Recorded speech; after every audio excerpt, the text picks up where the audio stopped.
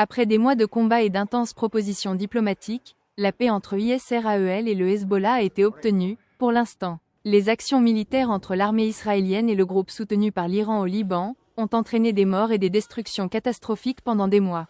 Même si les pertes sont indépendantes, la puissance militaire d'Israël étant démontrée pendant le conflit, la paix est un énorme soulagement pour les civils des deux côtés de la frontière. Des milliers de personnes au Liban ont été déplacées depuis que les combats dans le pays se sont intensifiés ces derniers mois. Les visages d'angoisse et de désespoir ont été remplacés par des célébrations et de l'espoir après l'après-midi. Des milliers de personnes déplacées de villes et de villes déchirées par la guerre rentrent maintenant chez eux. كنا عايشين برعب برعب أكتر ما تتصور والحمد لله يعني اللي صار الله يرحم الشهداء والله يرجع الناس كلها على بيوتها. L'accord de cessez-le-feu a été annoncé mardi soir par Israël, la France et les États-Unis. Le président américain Joe Biden a déclaré que la trêve annonçait un « nouveau départ » pour le Liban, mais dit que l'accent doit maintenant être porté sur l'autre front d'Israël à Gaza. Just as the Lebanese people deserve a future of security and prosperity, so do the people of Gaza. They too deserve an end to the fighting and displacement. The people of Gaza have been through hell.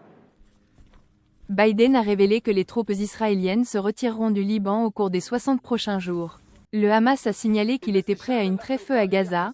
Un haut responsable a déclaré que le groupe était prêt à un accord de cessez-le-feu et à accent grave un accord sérieux pour échanger des prisonniers, qui inclurait les otages israéliens détenus depuis les attaques du 7 octobre de l'année dernière. Même si la trêve apporte un soulagement aux personnes qui sont au Liban, le conflit au Moyen-Orient n'est pas terminé. Le Premier ministre israélien Benjamin Netanyahou a déclaré que le cessez-le-feu permettrait à son armée de se concentrer davantage sur Gaza, qui a déjà connu plus de dévastations et de souffrances que le Liban. Et le risque d'escalation du conflit plus large n'a pas disparu, le dirigeant israélien a évoqué une autre prétendue menace. אז למה לעשות הפסקת אש עכשיו? יש 3 סיבות עיקריות. סיבה ראשונה, התמקדות באיום האיראני. ולא ארחיב על כך. Netanyahou a également vu la nécessité de son militaire de se reposer et de réapprovisionner ses armes alors que les combats se poursuivent dans la région.